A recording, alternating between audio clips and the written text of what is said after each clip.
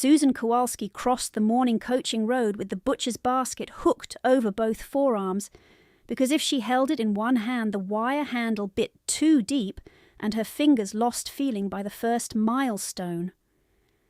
Sleet came down in slanting needles from a sky the colour of a tin. It found the gap at her collar, slid between shoulder blades and stayed there like a blade of ice. Her hem was already dark to the knee from gutter water. One shoe had taken in water at the sole and made a soft, sucking sound at every third step, a small disgrace that seemed loud in the grey quiet before the market bells. Wagons passed close enough to spray her skirts. No coachman slowed for her, though she walked with the careful, unsteady gait of someone carrying what mattered to another household more than she was permitted to matter herself. Inside the basket, 2 pheasants lay trussed in blood-flecked twine, their neck feathers matted from the morning kill, their weight dragging at the raw seam where skin had lifted on her left palm. She had not broken her fast. Lady Mercer had sent her out at dawn with orders spoken over chocolate and hot rolls in the breakfast room, where Susan had stood by the sideboard and watched steam rise from silver, while her own stomach cramped and twisted against emptiness. "Barterwell," Lady Mercer had said without looking at her. "Do not speak too much. Do not stand too near any gentleman. Do not make your face more unfortunate than it already is." The words had come with the soft rustle of plum silk and rose water. By the time Susan reached the Bath Market gate, hunger had narrowed the edges of her vision. She stopped one breath short of the arch, bent as if to adjust her skirt, and pressed her fist against her middle until the worst of the spasm passed. Then she straightened, shifted the basket again, and went in. The market was awake in the cruel way of public places that traded in necessity. Fishmongers shouted over one another. A boy with a tray of hot pies threaded through mud and horse droppings and perfume, and the smell of browned crust made Susan swallow hard against a fresh wave of nausea. She took her place near the poulterer's stall, where Lady Mercer always demanded she stand, visible from the lane so that any acquaintance might note Mercer prudence and thrift. Her task was simple and degrading in equal measure. Present quality birds, accept less than fair coin from men who smiled at Lady Mercer and smirked at the girl she sent to bargain, then carry home whatever cheap offcuts could be defended as economy. She waited in sleet while 2 women in good wool debated ribbons inches from her shoulder and spoke as if she were a post. One glanced at Susan's face, then away, and said softly to her companion, "Mercer keeps odd company now." Susan fixed her eyes on the scale weights and counted breaths in sets of 10. She had learned that silence, held long enough, could function like armour. A carter brushed her elbow and did not apologise. A butcher's apprentice, barely older than she was, offered her a look half pity and half curiosity, the look men gave servants who had once belonged to parlours and now belonged to sculleries. She kept her chin level. She made the exchange Lady Mercer had ordered, surrendered birds she was forbidden to taste, accepted coin she would never touch again once it reached Lady Mercer's hand. Near noon, as the sleet thickened into hard rain, Lady Mercer arrived in her carriage to inspect the accounts herself, violet plumes dry beneath the hood, gloves spotless. Susan turned to curtsy with the ledger slate in one hand.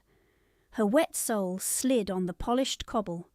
The basket tipped. Feathers, twine, and one half-plucked carcass spilled into slush at Lady Mercer's boot. The silence around them lasted a heartbeat. Then came the small intake of breath from strangers who had found an afternoon diversion. Lady Mercer did not raise her voice. Her cruelty never required volume. She looked down at the ruin by her hem, then at Susan, and the gloved hand struck across Susan's cheek with the crisp sound of leather on wet skin. "You plain Polish burden," she said, every word clear enough to carry to the fish stall and the pie cart and the pair of clerks under the awning. "Kneel! Gather that filth! You embarrass the house each time you're seen." Rain slid off Lady Mercer's bonnet brim and on to Susan's hair as she dropped to her knees on stone slick with mud and blood water. The first touch burned. Broken twine had cut into her fingers where the skin was already open, and grit worked into the fresh sting. She gathered feathers that clung to puddles and to the skirts of women who stepped back too late. Wheels rolled through the lane beside her. One cart struck a rut and flung a fan of brown water across her face and bodice. She flinched, wiped her eyes with the back of her wrist, and kept gathering. Someone laughed. Someone else said, "There is no need for this," then said nothing more when Lady Mercer turned her head. Susan could feel the bruise rising where she had been struck, hot under the cold rain, spreading beneath the edge of her collarbone where the glove ring had glanced. When she had gathered the last foul strand of twine, Lady Mercer held out her hand for the coin pouch without lowering her gaze. Susan placed it there, mud on her knuckles, rain dripping from her hair. Lady Mercer drew her hand back as if she had accepted payment from a debtor of uncertain cleanliness. "You will return at once," she said. "No dinner. You have cost me enough." Then she turned, silk whispering, and stepped into her carriage while a footman closed the door against weather and witness alike. By late afternoon, Susan walked the long way back to Mercer House because the shorter lane flooded at the low bridge, and she had no dry petticoat left to spare. The basket was lighter, yet her arms trembled harder from cold and from the effort of holding herself upright under eyes that had measured and dismissed her all day. The bruise at her cheekbone had begun to darken. Her 2 middle fingers on the right hand had blistered open where twine and wire had rubbed together. She folded them into her palm to keep the air from stinging the raw flesh. Mercer House rose at last through rain, all pale stone and ironwork, a house that had once opened for her mother's musicales and now opened for creditors, callers, and those who enjoyed Lady Mercer's table. Susan did not go to the front. She went through the Mews Arch, where the mortar smelled of damp straw and old harness oil, climbed the narrow stair to the loft above unused stalls, and set down the empty basket beside the cracked basin she called her washstand. A maid from the kitchen came only as far as the threshold, set a plate on the stool, and did not meet her eyes.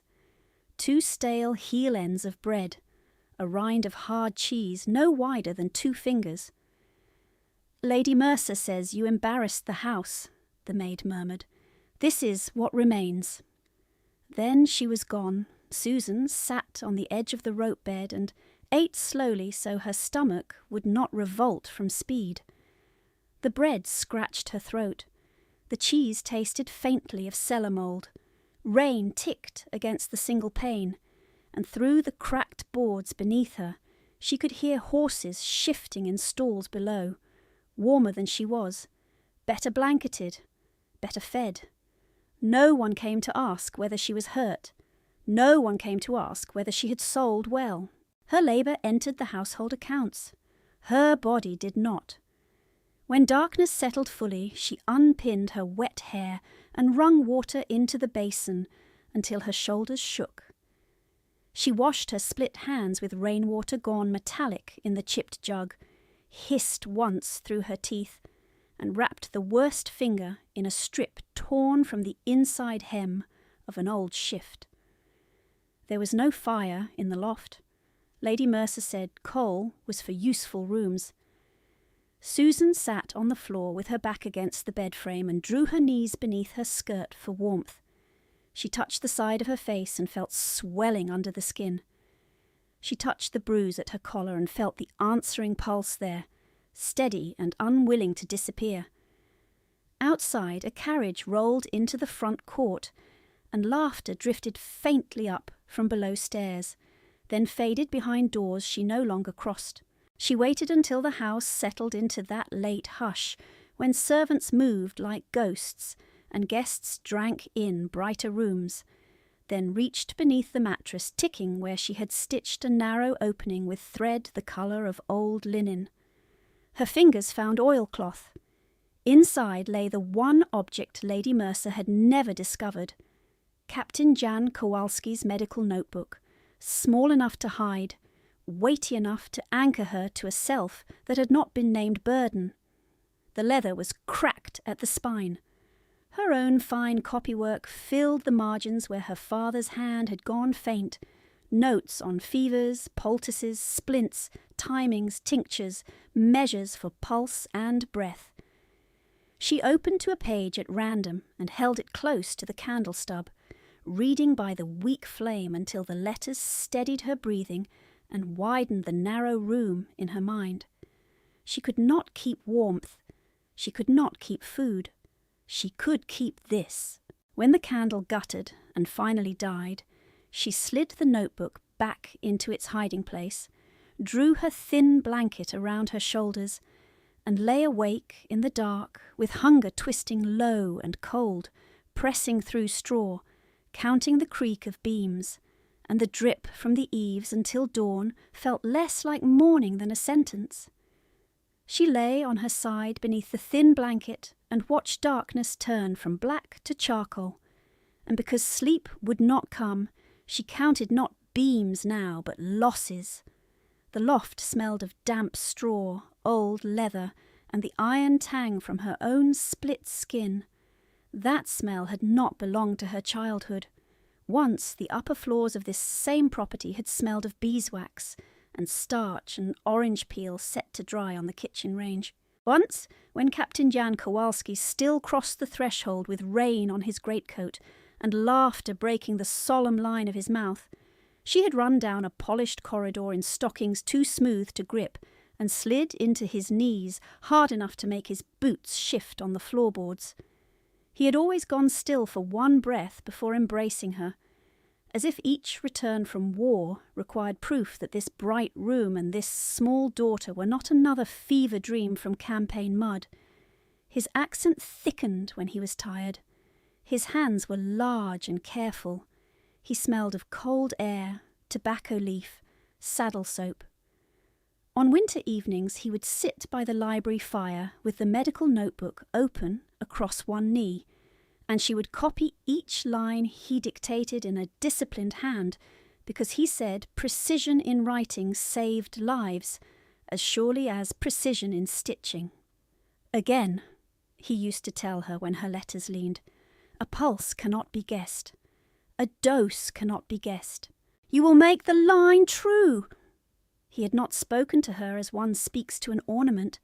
He had spoken as if her mind were a tool he trusted. Even now, starving in an unheated loft, she carried that trust in the muscles of her hand. The year after Waterloo, the pain in his chest began to seize him during damp weather. He dismissed it at first. Then he could no longer mount without biting down first. He still signed papers in a firm stroke. He still reviewed household accounts with Mr. Ellis, the steward, and said that his daughter's future was secured by the townhouse share, and by the codicil he kept sealed in the escritoire drawer with the brass swan key. He died in spring, not on a field, but in his own bed, while Pear Blossom struck the window in white flurries, and Susan knelt with vinegar cloths that did nothing at all. She had been 17 and too old to be carried from the room, old enough to hear men in the hall speaking of obligations, mortgages, temporary strains, old campaign debts that would settle cleanly once probate finished. She had believed them. A week later she discovered belief had no legal standing. Her father's sword went first, then the silver travelling clock, then the pair of matched bay horses he had refused to sell during lean years because he said a man who sold sound horses under pressure invited worse pressure.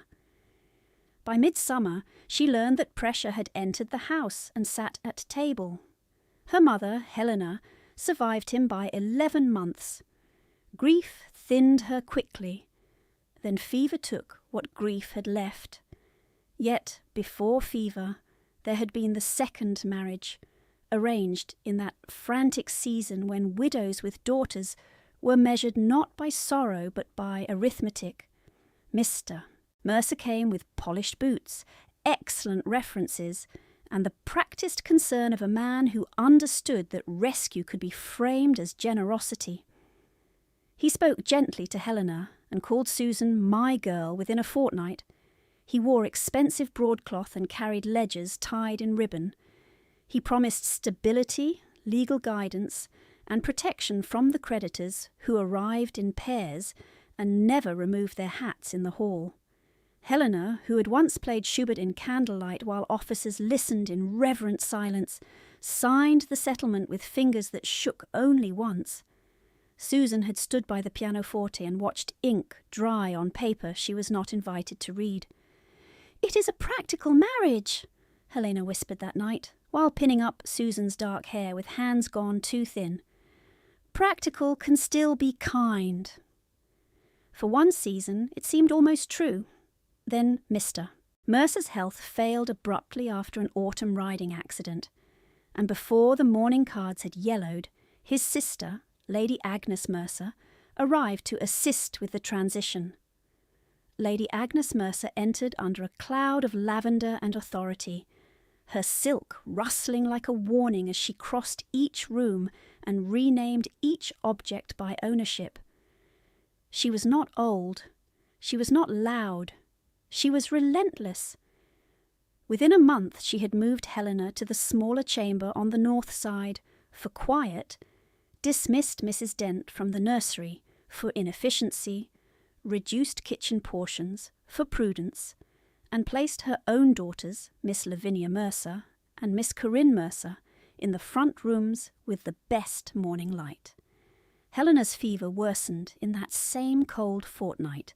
Susan remembered carrying broth that came back untouched, remembered wringing cloths, remembered Lady Mercer standing at the bedfoot and saying with composed sorrow and dry eyes, "The household must continue." When Helena died, Lady Mercer did not permit the piano to be opened for 6 weeks. After 6 weeks, she sold it. She told callers the instrument had warped in damp and become unfit for proper use. She told Susan that music encouraged idleness. She told the servants that sentiment was costly. 3 days after the funeral, she instructed Susan to surrender her keyring, her allowance ledger, and every letter bearing Captain Kowalski's seal for orderly filing. Susan surrendered the ring and kept 2 letters hidden in a hem.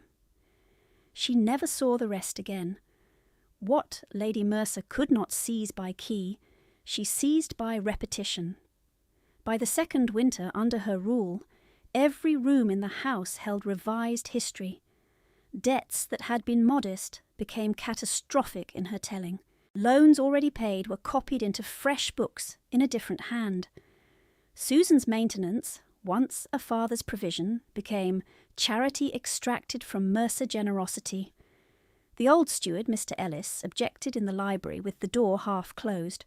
Susan heard his voice rise for the first and last time, heard paper slapped flat upon wood, heard him say, "Madame, these totals are doubled." By evening his trunk was in the court, and a cart waited at the gate. No one else challenged figures after that. Lady Mercer sat at the walnut desk each Thursday, and entered columns with a silver nib pen, lips pursed, rings glinting, while Susan stood beside her with sandshaker and blotter like a clerk in training for her own dispossession. "You will learn gratitude," Lady Mercer would say without lifting her gaze. "Your father left confusion. I leave structure." Structure meant Susan's chamber was reassigned to Miss Corinne. It meant Captain Kowalski's campaign maps were burned because they smelled of mildew. Under that same banner, Susan's mother's winter mantle, lined in rabbit fur and too warm for Lady Mercer's taste, appeared on Lavinia's shoulders with altered sleeves and a new clasp. It also meant the Polish prayer book that had belonged to Susan's grandmother vanished after one inventory day. And when Susan asked, Lady Mercer answered, "If it mattered, you would have guarded it." Lavinia and Corinne learned quickly which cruelties earned maternal approval. They borrowed and kept. They laughed softly when Susan mended their torn lace by candle stub. They called her our useful relation when guests were present, and the border orphan when no guests remained. On Twelfth Night they wore her mother's pearl eardrops, one each, and stood before the pier glass to admire how well the matched set looked separated. Susan had said nothing then because speaking would have made the loss spectacle. She had stood behind them with needle and thread, shortening Corinne's hem while their mother discussed dowries by the fire as calmly as discussing weather. Later, in the corridor, Lavinia paused beside Susan and tapped the ledger tucked beneath her arm. "You should thank Mamma," she murmured. "Without us you would be in service." Susan had looked at her and understood that she was already in service, only without wages and without the clean contract that at least named the indignity honestly. The house had become a theatre in which she performed debt, and every day the audience applauded Lady Mercer's sacrifice. Now, in the loft, the same arithmetic pressed against her ribs harder than hunger. Lady Mercer's story had been told so often that tradesmen repeated it in the lane. Plain girl, foreign name, burden maintained from Christian duty. Yet her body remembered another account. She remembered Captain Kowalski teaching her to read legal phrases aloud until each term held shape. She remembered Helena saying that signatures were promises with teeth. She remembered the brass swan key, small and cold in her child palm. She remembered, too, the day Lady Mercer first sent her to market in servant wool and said she would go on foot to save feed for productive horses, while Lavinia and Corinne rode out in new habits, cut from cloth Susan had once chosen, with her mother for draperies that were never sewn. The transformation had not happened in one blow. It had happened by spoonfuls, by inches, by altered labels tied to old things. Bread reduced, coal denied. Invitations answered in her name without her seeing them. A cousin from Bristol turned away at the door with the message that Miss Kowalski was indisposed for an indefinite period. A small trust payment redirected to household arrears. Her father's watch chain listed in an auction catalogue under miscellaneous metal goods. The quiet theft of identity had been more efficient than open banishment because it left her physically present to do labour while erasing the legal person who might protest it. She knew this with a clarity that stung worse than the cuts on her fingers. Still, knowledge did not keep her warm. Knowledge did not reopen locked rooms. Knowledge did not soften Lady Mercer's hand when guests needed entertainment and cruelty was cheapest to provide. It did, however, keep one narrow strip of ground beneath her feet from dissolving entirely. She had the notebook. She had memory disciplined into facts. She had handwriting that could match documents line against line. As the first pallor of dawn edged the pane and turned raindrops to dull silver, she rose from the bed before the household bell, because endurance had carried her this far, and because surrender, unlike hunger, could still be refused. She rose from the bed before the household bell, because endurance had carried her this far, and because surrender, unlike hunger, could still be refused. The floorboards bit cold through her thin stockings as she crossed to the basin. She washed in rainwater gone cloudy with plaster dust. She pinned up her damp dark hair with 2 bent pins. She drew on the least frayed dress she owned, a brown wool gone shiny at elbows and cuff. The bruise at her cheek had darkened overnight to violet under the skin. She touched it once, then lowered her hand and went down the stair to the mews before anyone could send for her. The The stable yard was grey with morning mist. Harness hooks shone dull on the wall. The old carriage lamps above the coach-house door had not been lit in months. She swept dung from the cobbles, shook out mould from blankets long left to sour, hauled 2 buckets from the pump, and split kindling for the kitchen maid who pretended not to notice her blistered fingers. By the 2nd hour after sunrise, sleet had turned to rain again, fine and steady. By noon, Lady Mercer's footman brought orders without looking at her face. She was to clean the ash from both east grates, mend Miss Lavinia's riding glove, and carry a parcel to the dressmaker's boy at the side gate, then make herself scarce before callers arrived. She moved through the day as if she were passing plates at a dinner where she had not been invited to sit. Her stomach clenched once, hard enough to bend her over the scullery sink, then eased to a thinner ache. In the corridor outside the blue drawing-room she heard Lady Mercer laughing with 2 women from Queen Square, heard the familiar rustle of silk and the soft scrape of teacups. Her own name rose and fell once in that room, and was followed by a pause so polite it sounded like agreement. She did not stop walking. By late afternoon she had been sent back to the mews with a bundle of cracked shingles and told to stack them under the awning before dark. Rain tapped on slate. Wind pushed damp through wool and linen until her sleeves clung to her arms. The yard lay narrow between the stable wall and the rear gate, a place for carts to turn and servants to vanish. It was the one space Lady Mercer rarely entered, unless she wished to rebuke someone without witness from the front rooms.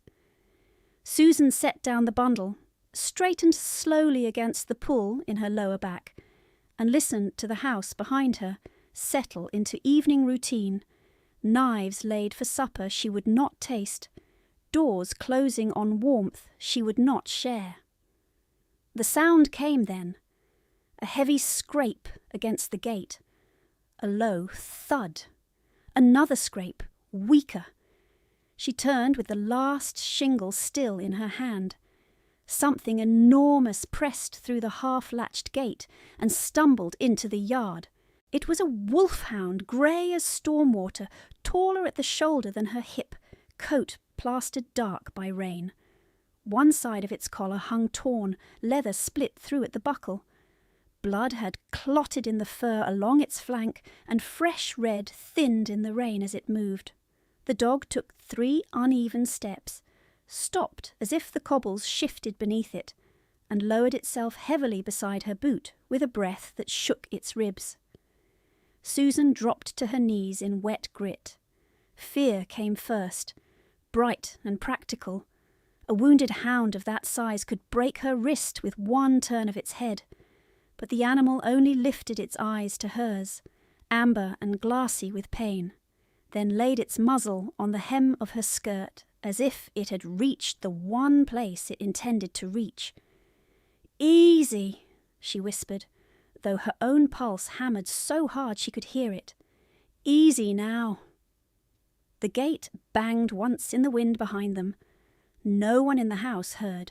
No one came. She slid her hand along the dog's neck toward the torn collar, fingers searching for warm, spurting blood, and finding instead a deep scrape raked across muscle and hide, likely from stone or iron, ugly but not open to bone. The left forepaw was split at the pad and full of grit. She swallowed, looked at her own dress, and made the choice she always made before prudence could interfere.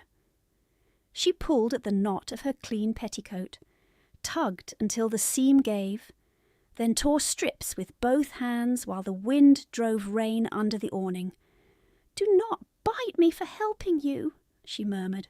"I have very little to spare." The hound's ears flicked. It did not bear teeth. She poured water from the nearest bucket over the paw, wincing with the dog when mud and blood washed clear. She wrapped one strip firm between the toes and around the pad. She tied it off with numb fingers. She took a second strip and pressed it to the flank wound to stem the seep. Her split knuckles reopened under strain.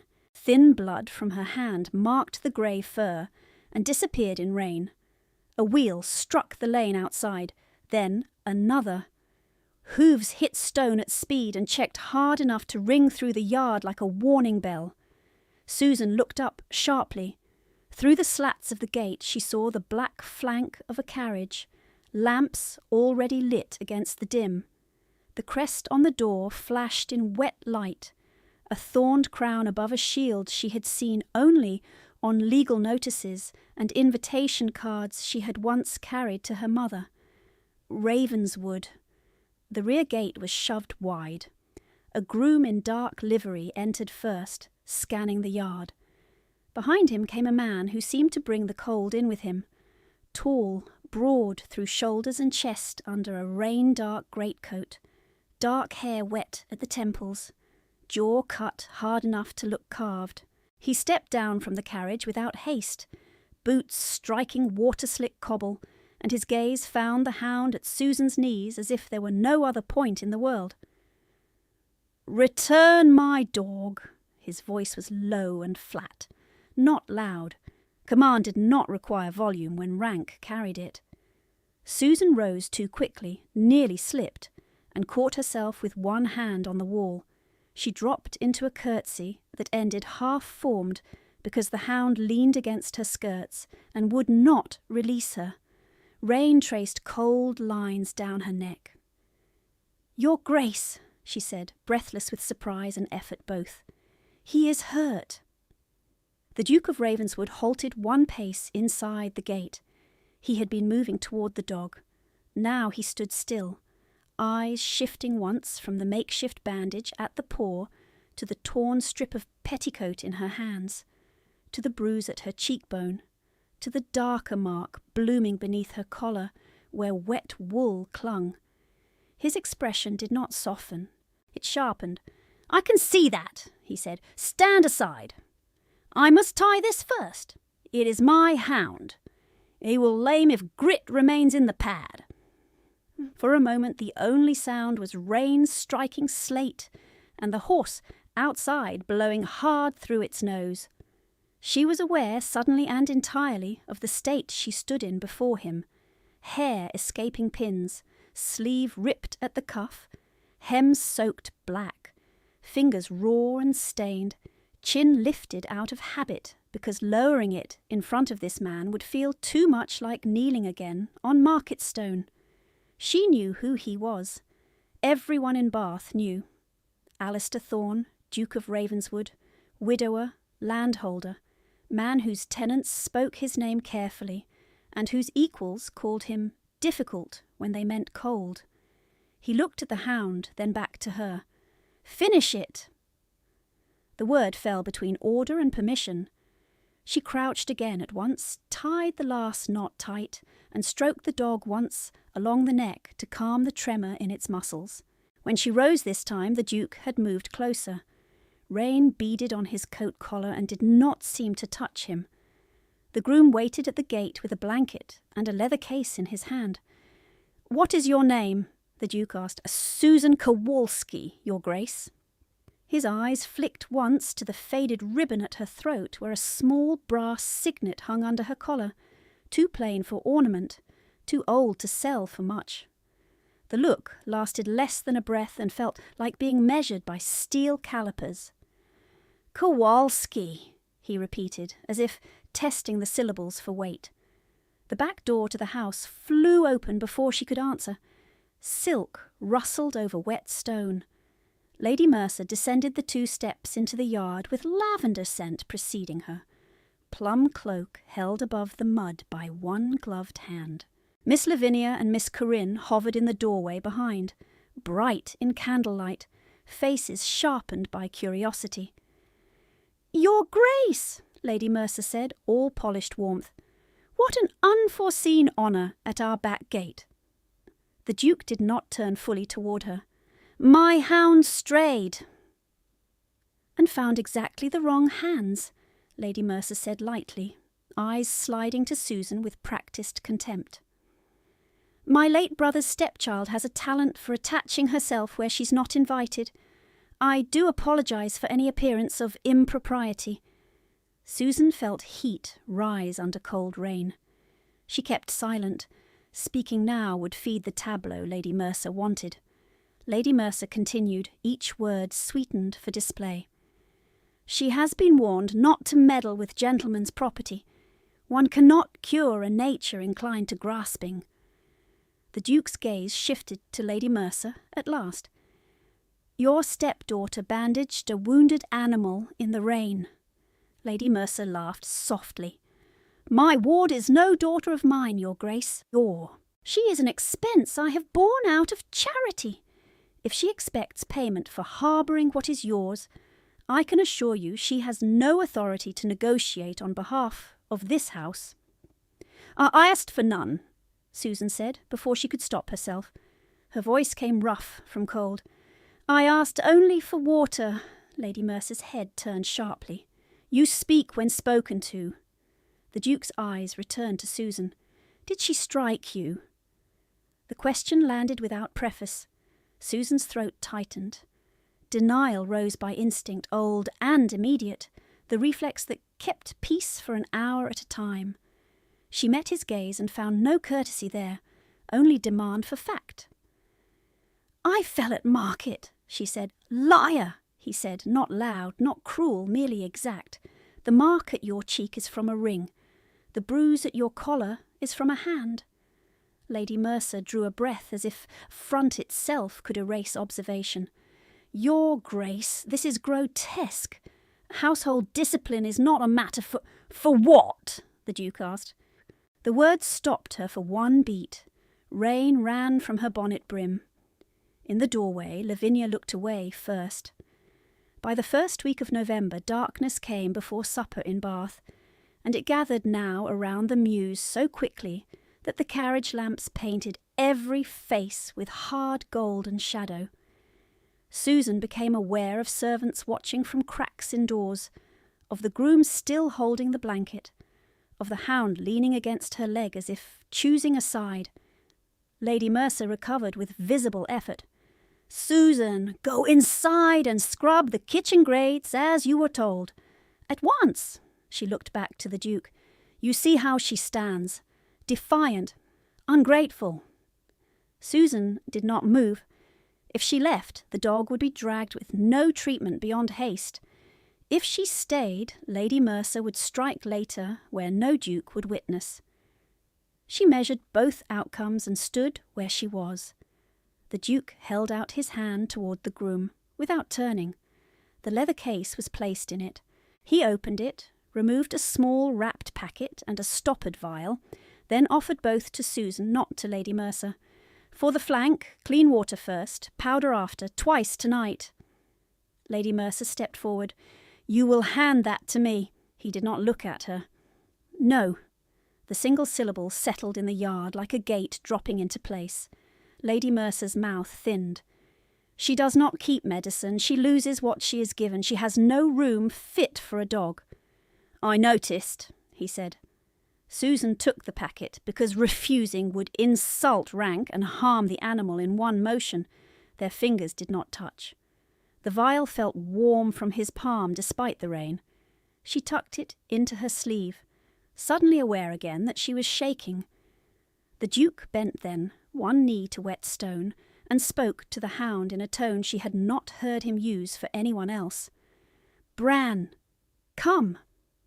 The wolfhound lifted its head, looked from him to Susan, and remained planted. A second command came, quieter. "Bran!" The dog stood at last, favouring the wrapped paw, then pressed its muzzle once against Susan's wrist, a brief wait of trust that startled her more than the carriage arrival had done. It turned toward the Duke, took 2 steps, and looked back over its shoulder. Then again at the gate, as if memorising the way. The Duke rose, water ran from the brim of his hat in a straight line. "Miss Kowalski," she met his gaze, "do not let that bandage loosen." "No, Your Grace." He gave one short nod, then to his groom, "Leave the larger tin." The groom set a second parcel under the awning near Susan's feet. Salve, lint, and wrapped biscuits by the smell. Lady Mercer watched with a face gone carefully blank. As the Duke turned for the carriage, Lady Mercer spoke in a carrying voice meant for servants, sisters, and any ear that might repeat her words by morning. "You will report to my study at 10, Susan. Bring the inheritance papers. You will sign tonight before midnight and end this tiresome dispute over debts your father left unpaid. If you refuse, you will take your bundle and go to the road." The threat was not new. The deadline was. Susan felt the blood drain from her hands. She held the medicine packet tighter until paper creased. At the gate, the Duke paused. He did not turn fully back. "What papers?" Lady Mercer smiled, all civility restored. "Private family accounts, Your Grace." His profile remained cut in lamplight, unreadable. "I see." He stepped into the carriage. The door shut. Hooves struck stone and carried him into the rain-dark lane. The yard fell quiet except for Bran's low whine from within the moving coach, and the soft hiss of rain on slate, while Susan stood with medicine in her sleeve, an ultimatum in her ears, and the taste of iron at the back of her mouth where she had bitten her tongue to keep from speaking. Lady Mercer did not wait for the wheels to fade before she turned on Susan. "Inside!" she said. "Now!" Susan followed through the service door with rain still dripping from her sleeves. The kitchen passage was hot with steam and cabbage and coal smoke, and the sudden warmth made her skin sting as if she had stepped into nettles. Two maids flattened themselves against the wall to let Lady Mercer pass. Neither looked at Susan. The larger parcel the groom had left stayed in Susan's arms, awkward and precious both. She had not yet decided where she might hide it. In the study, Lady Mercer shut the door with careful force. The room smelled of sealing wax and lavender powder. Ledgers sat in ordered stacks. A silver lamp threw bright light across the writing desk and left the corners in shadow. Miss Lavinia and Miss Corinne stood near the mantel, hands folded, eager and silent as spectators at a private performance. Lady Mercer removed one glove, finger by finger. "Set that vulgar parcel down," she said. "You will not bring kennel refuse into my papers." Susan placed the tin on the rug. She kept the small vial in her sleeve. Lady Mercer drew 3 sheets from a folder and laid them flat. "You will sign each page, here, here, and here." Susan stepped closer. The paper was thick. The script was neat and unfamiliar in places, then abruptly jagged where additions had been inserted between lines. She saw her own name, rendered as if copied from a church record by someone who disliked every letter. She saw Captain Jan Kowalski's name attached to debts she had never heard him name. She saw, at the bottom, a surrender of claim to town share, furnishings and residual income in perpetuity. Her mouth went dry. "I must read this in full." Lady Mercer smiled without warmth. "You are in no position to demand leisure." "I did not demand. I said I must read it." Lavinia gave a soft laugh. "Our scholar has found a spine." Lady Mercer slid the inkwell toward her. "Midnight. I gave you the hour publicly so you could not pretend confusion. Sign now and keep your loft. Refuse and you may sleep in a ditch with your notebook and your pride." Susan's fingers tightened at her sides. She had not spoken of the notebook in years. Lady Mercer watched her closely and seemed pleased by the flinch she had earned. "You have searched my things," Susan said. "I govern this house," Lady Mercer replied. "Nothing in it escapes inventory." Corinne leaned in, eyes bright. "If she is turned out, may I have the brown trunk? The latch is good." "Be silent," Lady Mercer said, not looking at her daughter. Susan read the first paragraph, then the second. By the third line of the second page she saw the trick laid cleanly beneath the legal phrasing. A payment listed twice under separate dates. Interest compounded on a principal that did not match the original value. A witness name copied from the old steward's hand, and misspelled in a way Mr. Ellis would never have permitted. "No," she said. Lady Mercer blinked once. "No. These totals are false. The witness line is false. I will not sign." Lady Mercer's bare hand struck the desk hard enough to rattle the inkwell. "You will not accuse me in my own study." "I accuse the figures." Susan lifted her chin. "They do not hold." For one sharp moment Lady Mercer's composure slipped and showed the iron beneath. "You are fed because I permit it. You are housed because I permit it. Do not confuse literacy with power." Susan looked at the signature line again. The pen lay beside it, waiting. She thought of the market cobbles. She thought of kneeling in slush while strangers watched. She thought of her father's voice. A dose cannot be guessed. A line must be true. She stepped back from the desk. "I will not sign." Lady Mercer drew a breath, slow and controlled. When she spoke, her voice was almost gentle. "Then you are no longer my responsibility. Take nothing from this house but what is on your body. Martha will lock the Mews stair.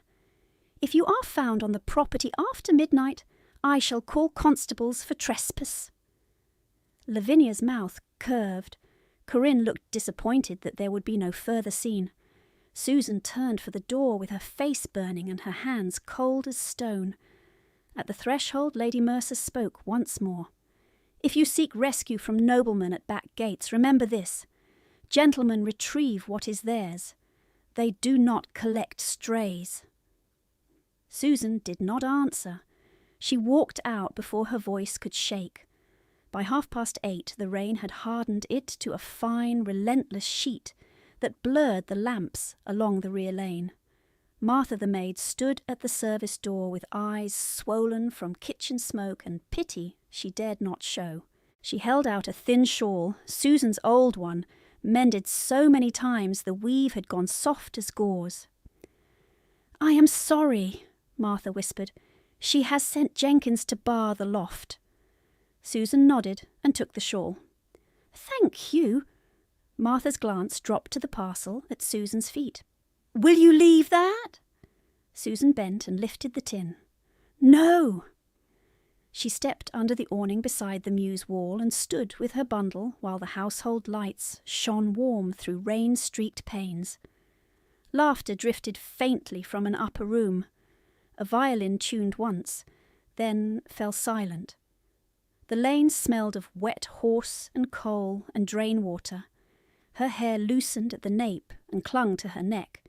She had nowhere to go before dawn. The White Hart might let her sit in the kitchen passage if she offered coin, but she had no coin. The church porch on Abbey Green would be dry on one side if the wind stayed east. She was weighing distances when she heard claws scrape stone behind the gate. The sound came again, urgent and irregular. Susan set down the tin and pulled the gate inward. Bran shouldered through at once, wet to the skin, chest heaving, torn collar trailing. He pressed against her hard enough to stagger her, then seized the edge of her skirt in his teeth and pulled toward the lane. "Bran!" she breathed. "How did you—" He released her hem, spun, and whined low from his throat. Not pain. Demand. She crouched and put both hands to his neck. His bandage was still in place, soaked but secure. The flank wound had bled through anew where the cloth had shifted. She reached for the vial in her sleeve, but Bran stamped once and pushed his head against her shoulder with desperate force, then darted to the lane mouth and looked back. He wanted her to follow. She did not stop to think past that. She tucked the vial and packet into the bodice seam of her dress, caught up the tin, and went after him into the rain. They cut through service alleys and past shuttered shops where gutter water ran black along the curb. Bran limped, but he moved with purpose, choosing each turn without hesitation. Susan slipped twice on slick stone and caught herself against walls slick with moss. Her breath burned by the 3rd Street. The shawl slid from one shoulder and dragged. She pulled it up and kept pace. At the corner by Stall Street, Bran halted only long enough to bark once at a groom who stood confused beside a tethered horse. The man pointed toward the White Hart courtyard. Bran ran on. The inn-yard was bright with lanterns and full of noise that did not belong to ordinary trade. 2 stable boys argued over a trunk. A maid cried openly near the pump. Inside the public room, tankards sat untouched on tables, while voices overlapped in panic. Bran pushed through legs and skirts and led Susan toward a side parlour where the door stood half open. She entered to heat, candle glare, and disorder. A young man lay on the settle near the hearth, boots still on, cravat cut loose, shirt damp at throat and chest. He was pale under a flush that burned too high across his cheekbones. His body tremored in waves that looked less like chill than strain. A basin sat on the floor, overturned. 2 footmen hovered uselessly, one holding a spoon, one wringing a towel. The innkeeper's wife kept repeating that the physician had been sent for and had not come. Susan set down the tin and went to the settle. "Who is he?" she asked. The nearer footman looked offended by the question and terrified by the answer. "Mr. Julian Thorne, his Grace's son." Not a child, then. A young gentleman on the edge of manhood, perhaps 19, with his father's dark brows and none of his stillness. Julian's breathing caught, shallow and rapid. His eyes were half open but unfocused. Susan rolled her sleeves at once. "Clear this table. Move that lamp farther from the curtain. You, bring clean water, not hot. A clock with a second hand if there is one." The men stared. She snapped sharper. "Now!" They moved. She turned Julian carefully to his side when his chest hitched again, supporting shoulder and jaw the way her father had taught her, for men who could not command their own breath. She cleared his airway with 2 fingers wrapped in clean linen. She eased his head back, counted 3 breaths, then 6, then 12 against the mantel clock as the innkeeper shoved it toward her on shaking hands. "Do not force anything into his mouth," she said, without looking up. "You will choke him." The footman with the spoon froze. "Yes, miss." "Has he taken laudanum?" "I do not know." "Spirits?" "He drank claret at supper." "How much?" "2 glasses, no more." She nodded once. Heat fever with spasmodic breathing. Exhaustion, maybe. Nerve storm.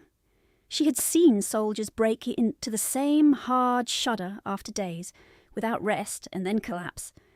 Panic around them made it worse every time. Julian jerked weakly, hand clawing for purchase. Susan caught it, pressed it flat to the blanket, and lowered her voice. "You are safe. Breathe with me. In, out. Again." His gaze flicked to her face and away. He tried to speak and failed. She did not ask him to. A maid arrived with water and clean cloths. Susan cooled his wrists, throat, temples in sequence, not enough to shock, enough to draw heat. She asked for vinegar. She asked for dry linen. She asked for space each time someone crowded the settle with fear instead of use. Bran lay down by the hearth and watched, head on paws, amber eyes fixed on her hands. Outside in the corridor, boots struck wood, then halted. Voices lowered quickly. A silence spread through the doorway like a draught. Susan did not turn. She was counting. 22 breaths in 1 minute, then 18, then 14, steadier. Good. "Again," she murmured to Julian. "In, hold, out." His fingers tightened around hers with surprising strength, then eased. An hour passed in careful repetition. Water cooled and was changed. Cloths warmed and were changed. The tremors reduced from violent to intermittent, then to a fine shaking in forearms and jaw. Susan kept one hand at his pulse and one at his shoulder. She did not notice when the room thinned from 8 bodies to 3. Nor did she notice the innkeeper ushering gawkers away. She remained equally unaware of the corridor occupied by a still figure who asked no questions and gave no interruption. By 10 o'clock the rain had softened to a hush against the panes. The physician finally arrived, breathless and irritated, then stopped short when he saw the patient already turned, cooled, and breathing cleanly. He checked pupils, pulse, chest. He glanced once at Susan's wet dress and raw hands and looked away quickly, unsettled by competence in the wrong clothes. "You have done correctly," he said, grudging and precise. "Continue rest. No spirits. Broth only when fully alert." Susan nodded. "Will the tremors return?" "They may, with strain." He packed his instruments. "Keep him warm, without overheating. Wake him, if breathing shallows." He left instructions with the footman and accepted payment in the corridor from someone Susan still had not looked at. Near midnight, Julian slept at last. Truly slept, breath deep and regular. Fingers still closed around Susan's hand, as if her pulse had become a metronome his body trusted. She sat on the stool beside the settle and let her shoulders drop for the first time in hours. Her own hands shook now that there was space for it. Hunger came back, sharp and hollow. The innkeeper's wife pressed a cup of broth at her elbow. Susan drank without tasting. No one had asked her to stay. No one had asked her to leave. Some time after 1, Bran rose and crossed to her knee. She stroked behind his ear with her free hand. His bandage needed changing. She opened the tin by lamplight and found lint, salve, a fresh roll of gauze, and 6 oat biscuits wrapped in paper. She dressed the poor quietly while Julian slept. When she finished, she looked up at last toward the doorway. The Duke stood there, one hand braced against the frame, coat still damp at the hem, face carved into its usual reserve. He had been in that place long enough for candle wax to have burned down a full inch in the nearest stick. His eyes were on her, not on his son, as if he had been tracking each motion of her hands and filing each one away. She felt heat rise under her tired skin. She rose halfway, careful not to wake Julian. "Your Grace," she said. He gave a single nod. His voice, when it came, was low enough not to carry beyond the room. "You kept him breathing." Susan glanced down at the sleeping young man, then back. "He did the harder work." The Duke's mouth shifted once, not quite a smile. Something smaller and more unguarded. He stepped inside at last, and for the first time that night she saw how rigidly he held his shoulders, as if one wrong movement might break the fragile order she had built at the bedside.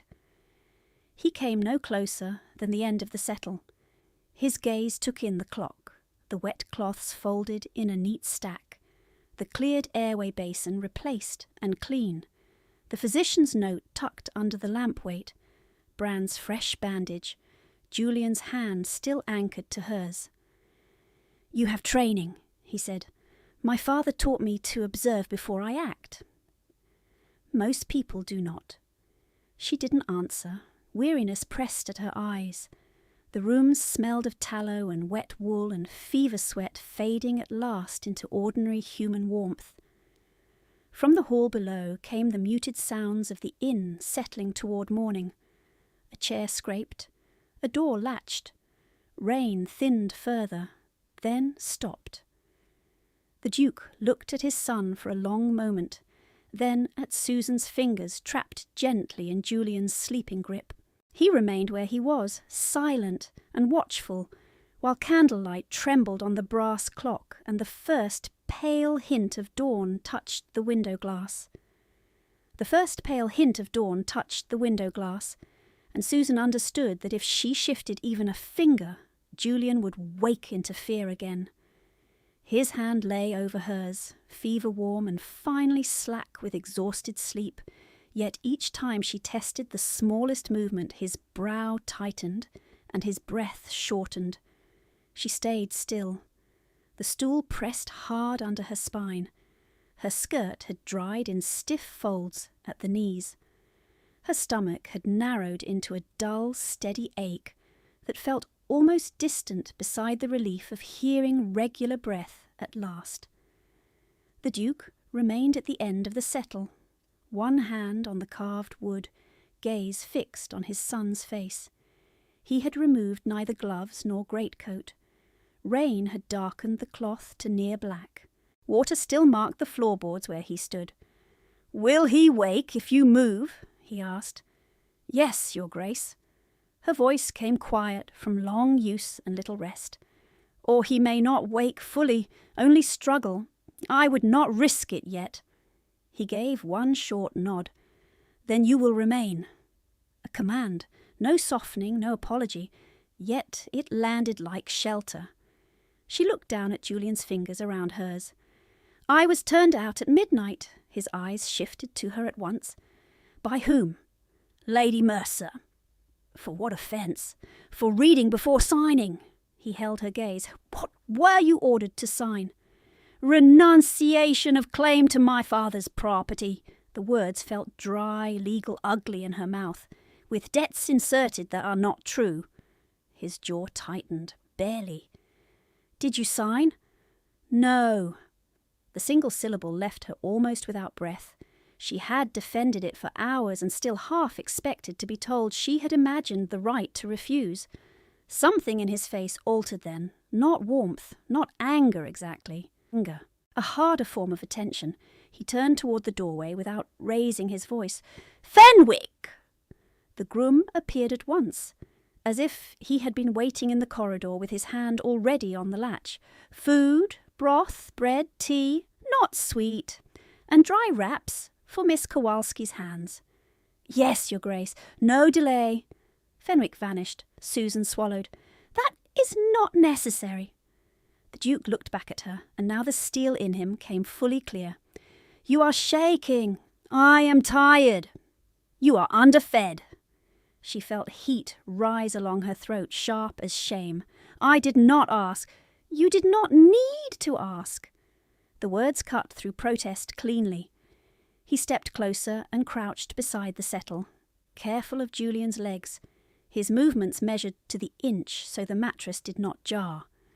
He set one palm lightly on his son's chest and counted breaths under his own breath, matching her method with exactness. When he rose again, he did not return to the doorway. He took position near her shoulder instead, close enough that she could feel cold from his coat and the restrained force in his stillness. "Tell me what happened," he said. She kept her eyes on Julian and spoke in low fragments, each fact plain. The papers in Lady Mercer's study, the duplicated sums, the witness line misspelled, the order to leave with nothing, the barred Mews stare, Brand's return through the gate, collar torn again, dragging her by her skirt into the rain. She did not embellish. She did not plead. She gave him the sequence as she had given the physician pulse counts and intervals. He interrupted only once. "You said witness line. Whose name?" "Mr. Ellis, our former steward." "Spelling." She gave it. He repeated it once, exact, then fell silent again. Fenwick returned with a tray balanced between both hands and a folded bundle under one arm. He set the tray on the side table and laid clean linen wraps beside Susan's elbow with care usually reserved for porcelain. The broth steamed.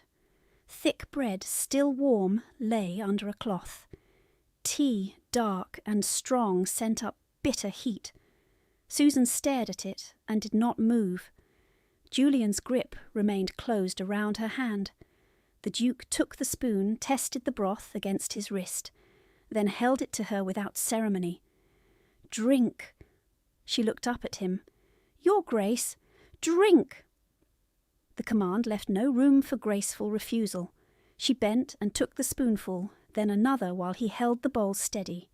Salt and marrow hit her tongue and her body answered before pride could. Heat spread through her chest in a painful rush. Her eyes burned. She lowered them at once. He set the bowl down when she had taken enough to stop the shaking. "Bread! I can manage." "I see that you can. Eat." She did. Small bites, quick and controlled. He watched until colour returned faintly to her mouth, then handed her the teacup. His fingers remained steady. Hers trembled against the porcelain. By the time the Abbey bells marked 5, a grey band of morning had replaced the candle glare at the window, and the room had settled into the strained quiet of people afraid to hope too soon. Julian stirred once, jaw tightening as if a nightmare had brushed him, and Susan leaned in immediately, speaking low, counting him back to steadier rhythm. The Duke did not move while she did it. He watched her face, then her hand on his son's wrist, then the clock, absorbing each detail with the same disciplined concentration he had turned on ledgers and land disputes, and she suspected battle lines long before this morning. When Julian settled again, the Duke spoke without looking away from the bed. "You cleared his airway before the physician arrived." "Yes." "You turned him on his side before the second spasm." "Yes." "You timed his breathing against the mantel clock for over an hour." She hesitated. "Yes." His gaze came to her at last. "I was in the doorway." She felt a brief, sharp jolt. "For how long?" "From your first instruction to the footman." She hadn't seen him there, had not known that every command she gave in wet wool and split knuckles had been weighed by the most powerful man in the room. "You watched and did not interfere," she said. "You were keeping him alive." The bluntness of it left her no answer. He looked down once more at Julian's sleeping face. "Most people panic where rank is concerned. You did not." "Breathing does not wait for rank." A beat passed. Then, very slight, his mouth shifted at one corner. Not a smile. Recognition. "No," he said, "it does not." Silence folded over them again. Outside, wheels began to move in the street as Bath woke. Inside, coals settled with soft clicks. Someone in the corridor coughed and moved away. Susan shifted the edge of the shawl over Julian's arm, where skin had gone cool and met resistance from his hand still locked to hers. The Duke followed her glance. "If he keeps hold, you will stay until he wakes clear." "I cannot impose upon your household." "You are not imposing. You are obeying medical necessity." That dry precision might have been almost austere in another man. From him, in that room, it was something else. Permission without humiliation. Protection disguised as instruction. She looked down at her dress, at the mud dried along the hem and the torn seam where petticoat strips were missing. "Lady Mercer will call this abduction." "She may call it weather if she chooses." His tone remained level, dangerous in its calm. He turned to Fenwick, who stood near the door. "Send a rider to Ravenswood House. Mrs. Davies is to prepare the south morning room and 2 adjoining chambers. Fire lit, hot water, plain meals." Fenwick nodded. "At once, Your Grace." "And send Hollis to Mercer House with Mr. Pike and 2 men. They are to secure the study and remove all household ledgers, correspondence and sealed papers bearing Kowalski or Mercer signatures. Nothing leaves that room unrecorded." Susan stared at him, breath held. Fenwick did not blink. "Yes, Your Grace. Take a constable if available. If not, take witnesses. I want written inventories by noon." Fenwick withdrew. The Duke's eyes returned to Susan, direct and unsoftened. "You are bruised, underfed, and being defrauded." Each word landed like a struck bell. "I have had men at Mercer House for hours," he said. She could only look at him. "Hours! When Bran returned without me and with blood on his bandage, I sent instructions before I left my carriage yard." His jaw set. "I expected trouble. I did not expect to find you in it." The room seemed to narrow around that admission. He had anticipated risk. He had acted quietly, without declaring it, without asking whether she found intervention acceptable while she stood on a wet lane with no door open to her. Something in her chest tightened, part fear, part relief, so sharp it hurt. "Why?" He did not answer at once. His hand went to the back of the settle, fingers spread against worn wood, knuckles whitening for a heartbeat before easing. "My son followed this dog into a storm because Bran would not leave your gate," he said. "That was reason enough." It was not the whole truth. She heard the gap where the rest lived and did not press it. Julian made a small sound, lashes fluttering. Susan bent at once. "Julian, breathe with me." "Slow!" His eyes opened briefly, unfocused, then found her. The fear in them eased by degrees when he felt her hand still there. He tried to turn his head toward the Duke, and failed. "Father," he whispered, voice rough. "I am here," the Duke said. Julian's fingers tightened painfully around Susan's. Do not send her!" The plea was barely air. It held more terror than pride. The Duke stepped closer, and this time when he spoke, the command was for them both. "She stays." Julian's breath shuddered out. He drifted again, not fully asleep, not fully awake, but calmer. Susan let her own breath go slowly through parted lips. Her wrist ached, her back burned. She would have stayed regardless. Hearing it spoken still altered the room. Morning strengthened. One servant brought fresh coal and withdrew backward, eyes lowered. Another replaced the spent candles with new and left the snuffer on the tray with hands that trembled. The physician returned near 7, checked pulse and pupils, approved the reduced fever, and left written draft instructions without questioning Susan's place at the bedside. Rank had resolved that argument before it began. Through all of it, the Duke remained in the same narrow strip of floor between settle and window. He took no chair. He removed no coat. He spoke when needed, and not otherwise. Once Fenwick returned with sealed notes from the riders, and waited while the Duke read and gave brief replies in his hard, precise hand. Then Fenwick was gone again. Hours passed in measured breaths and changing light. Susan lost sense of her legs. She marked time by the clock, by Julian's pulse under her fingers, by the Duke's stillness beside her. The stillness itself became a fact she could not ignore. Powerful men paced when they were afraid. They issued orders and rode out and filled corridors with movement. He did none of those things. He stood as if motion would break something fragile and newly mended. At last, when the clock neared 8 and Julian woke clear enough to answer questions without confusion, he released Susan's hand of his own accord. The imprint of his grip stayed white across her skin for several breaths before colour returned. Susan drew her hand back slowly and flexed aching fingers. The Duke looked at the marks and then at her bruised knuckles with an expression gone colder than before, though his voice remained controlled. "You will not return to Lady Mercer." She lifted her head. The sentence carried no conditional, no negotiation. "Your Grace, I have nowhere else that is mine. You will come under my protection until the magistrate hears the Kowalski petition. That will ruin me by rumour." His gaze didn't shift. "Being turned onto a winter road ruins faster." She opened her mouth, closed it, then tried again with the dignity she had left. "I do not wish to be your burden." Something flared across his face and was gone. "You are not." A pause, then lower, almost harsh in its restraint. Do not confuse what was done to you with what I am offering."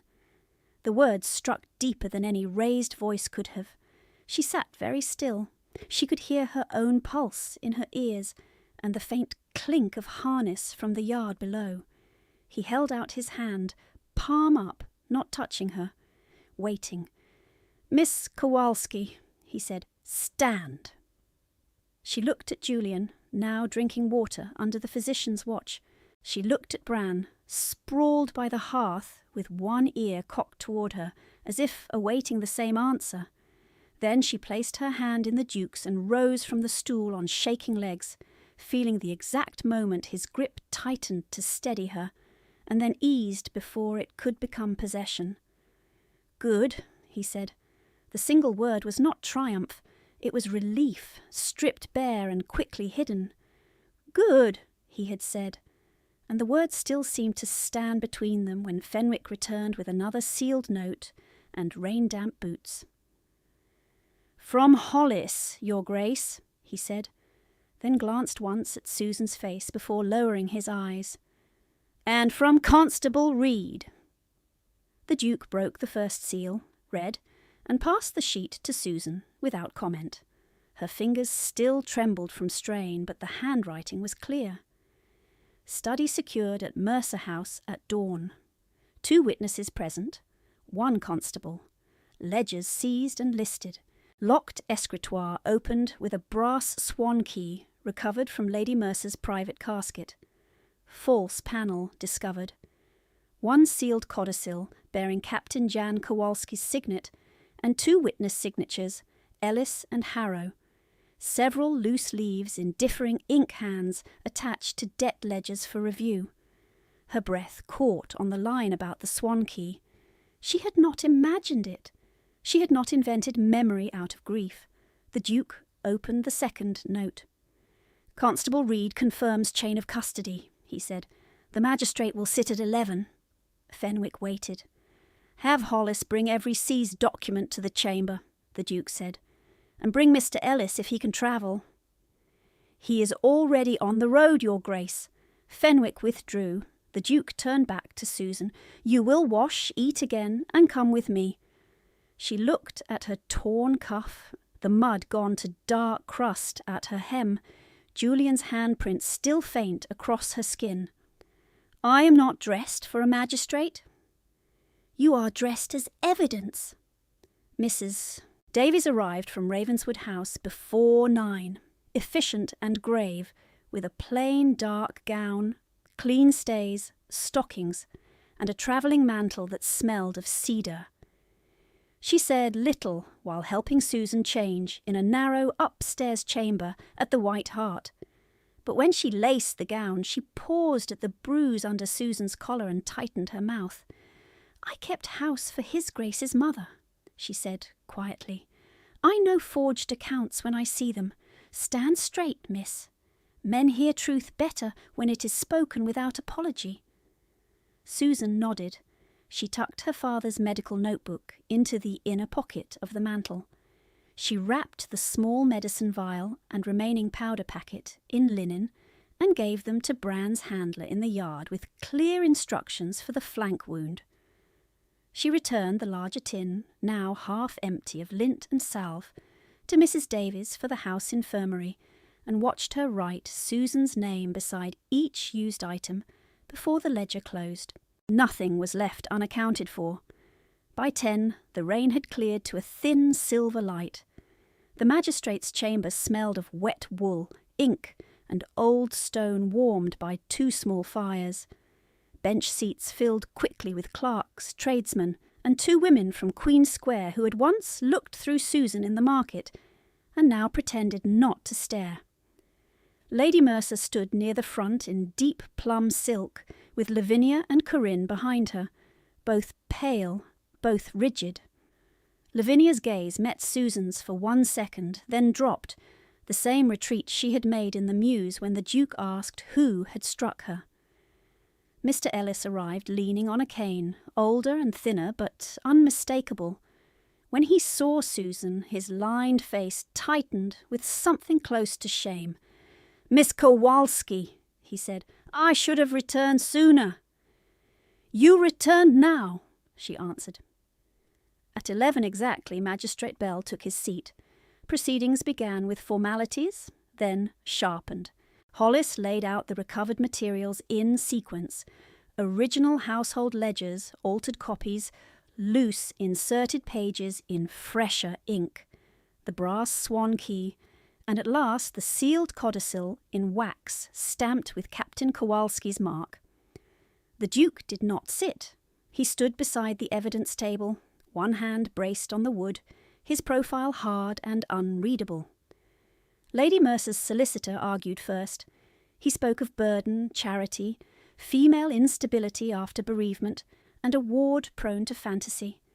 He called Susan an opportunist who had attached herself to rank at an inn in hopes of leverage. Lady Mercer dabbed one dry eye at the proper moments. Then Mr. Ellis testified. He identified his own hand in the original books and pointed, line by line, to copied sums doubled in the altered set. He spelled his surname for the clerk. The forged witness line had one extra letter. He had never written it, never witnessed the debt addendum, never seen the pages until today. Constable Reed confirmed where each document had been found and who had handled it. Hollis produced inventory sheets signed by witnesses from Mercer House staff. When Susan was called, she stepped to the rail, with her spine straight, and answered plainly. She explained the order to sign by midnight, the refusal after reading, the expulsion, and the legal phrases she recognized because her father had trained her to copy and understand medical and estate records alike. She did not mention hunger. She did not mention the slap in the market until asked directly. "Who struck you?" the magistrate said. "Lady Mercer," Susan answered. Lavinia made a small sound behind her. The magistrate looked up. "Miss Lavinia Mercer, step forward." Lavinia obeyed, gloves clutched so tightly the kid leather creased at the knuckles. "You were present in the mews when His Grace questioned the injury," Magistrate Bell said. "Did you witness a blow at market that day?" Silence held. Corinne stared at the floor. Lavinia swallowed. "Yes, sir." "By whom?" "My mother." Lady Mercer turned, silk, whispering sharply. "You ungrateful child." "Enough," the magistrate said. The chamber stilled. He broke the wax on the codicil, read, then handed it to the clerk for public entry.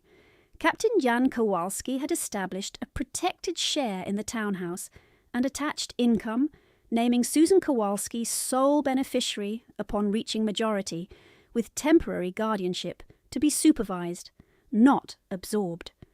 The dates predated every disputed debt page Lady Mercer had produced. The magistrate removed his spectacles and looked directly at Lady Mercer. "You exercised guardianship beyond law, withheld property, and presented altered accounts to compel surrender. This court strips you of all guardianship claims over Miss Kowalski, effective immediately." Lady Mercer lifted her chin. "On the testimony of servants and a girl who has already secured a duke's patronage by convenience." The sentence had barely landed when the Duke spoke, voice level enough to chill the room. "Good. I will marry her." No one moved. Even the clerk's pen stopped. Lady Mercer laughed once, brittle as cracked glass. "You prove my point." The Duke's eyes did not leave the magistrate. "I prove nothing except intention. The fraud stands without it." Magistrate Bell rapped the desk once. "It does. Removal order is entered. Lady Mercer, you and your daughters will vacate Mercer House by sunset under constable supervision.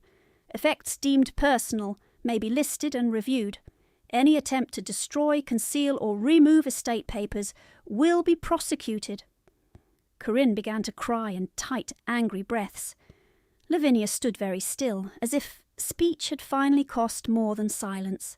Lady Mercer's face went pale beneath powder, then settled into a composure so rigid it seemed carved. As officers stepped forward, she looked at Susan with the old contempt, But something else had entered beneath it. Calculation, finding no purchase. "You will regret attaching your name upward," she said softly. Susan met her gaze. "My name was my father's before it was yours to misuse." Lady Mercer was escorted out without further word. Her loaded looks, her unfinished threats, her careful pauses all ended there, diminished to the rustle of silk receding down stone steps under guard. By early afternoon, keys changed hands in the front court of the restored house. Constable Reed read the order aloud while witnesses signed. Mrs. Davies supervised the opening of shuttered rooms. Hollis delivered the seized ledgers, the swan key, and the codicil into a locked dispatch box newly entered in Susan's name. Mr. Ellis placed Captain Kowalski's old signet ribbon, recovered from a desk drawer where Lady Mercer had hidden it, into Susan's palm.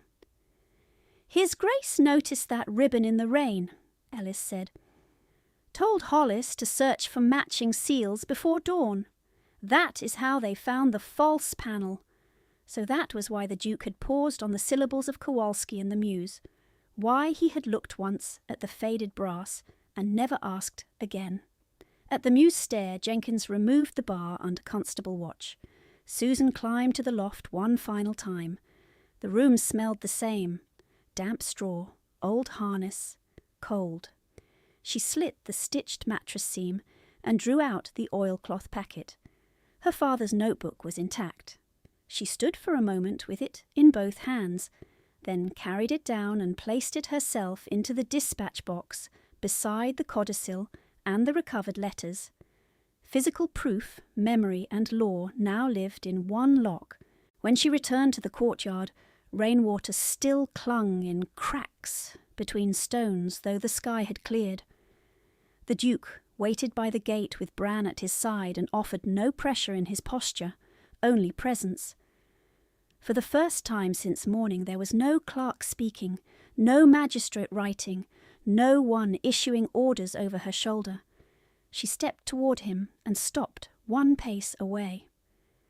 "At the Muse?" she said. "Why did you come yourself?" "Because Bran does not leave Julian without cause," the Duke said. "When he vanished injured, I took it as immediate danger, and I do not send servants to answer danger around my son. I also saw your ribbon and the Kowalski signet.